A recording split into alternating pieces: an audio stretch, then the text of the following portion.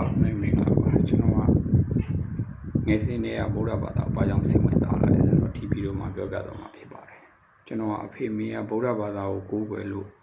ကျွန်တော်ကိုယ်တိုင်ဗုဒ္ဓဘာသာကိုကိုးကွယ်ရတာတော့မဟုတ်ဘူးကျွန်တော်ကိုယ်တိုင်ကိုယ်ပိုင်ဉာဏ်နဲ့ပိုင်းခြားပြီးတော့ဟုတ်ရင်မဟုတ်ရင်မှန်ရင်မမှန်ရင်သိရင်တော့စိတ်နဲ့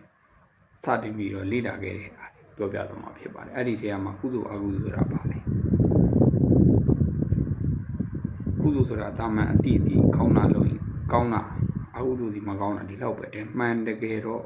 ကုသိုလ်ဆိုတာလောဘဒေါသမောဟရှိတာဒီအကုသိုလ်လောဘဒေါသမရှိတာဒီကုသိုလ်ဟုတ်ပြီလောဘဒေါသမောဟရှိတာဒီဘယ်လိုတရားမျိုးလဲအခုကျွန်တော်ကကုသိုလ်အကုသိုလ်အကြောင်းပြောပြပေးမှာဖြစ်ပါတယ်ကုသိုလ်ဆိုတာကတော့လောဘဒေါသမောဟမရှိတာအကုသိုလ်ဆိုတာလောဘဒေါသမောဟရှိတာအကုသိုလ်တရားတွေကဘာတွေလဲလောဘသည်လိုချင်တာဒေါသသည်အလိုမကျတာမောဟသည်တွေးဝေတာမိုင်းမဲတာအကြီးတာသည်အဝိဇ္ဇာမသိတာအဲ့ဒီတရားတွေကိုလောဘကိုပယ်အောင်ဘယ်လိုနေမလဲလောဘကိုပယ်အောင်မလိုချင်အောင်နေမယ်အရာအလုံးဒီအနိစ္စသာဖြစ်တယ်အကောင်ထဲမရှိဘူးအကြောင်းအကျိုးကြောင့်ဖြစ်ပေါ်လာတဲ့အကျိုးတရားတွေဒီဖြစ်ပြီးရင်ပြတ်သွားတယ်ဆိုရင်လောဘနည်းလာမယ်ဒေါသသည်အလိုမကျတာ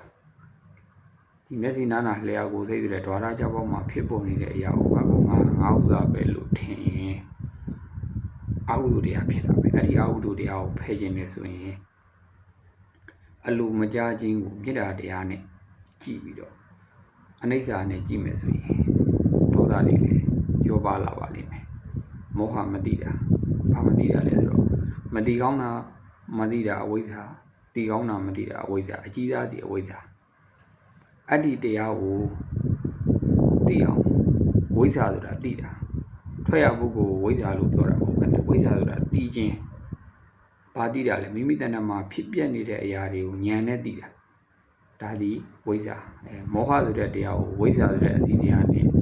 နေမယ်ဆိုရင်မိတ်ဆွေဟာအေးချမ်းမှုကိုရလာမှာဖြစ်ပါတယ်။ကုသိုလ်ဆိုတာကအိတ်နေစဉ်ဆို၎င်းလဲလျောင်းနေစဉ်ဆို၎င်းအလုံးလုံးနေမယ်၎င်းထမင်းရက်နေမယ်၎င်းဘာပဲလို့မိမိတဏ္ဍာမှာလောဘဒေါသမောဟမရှိအောင်နေခြင်းဒီ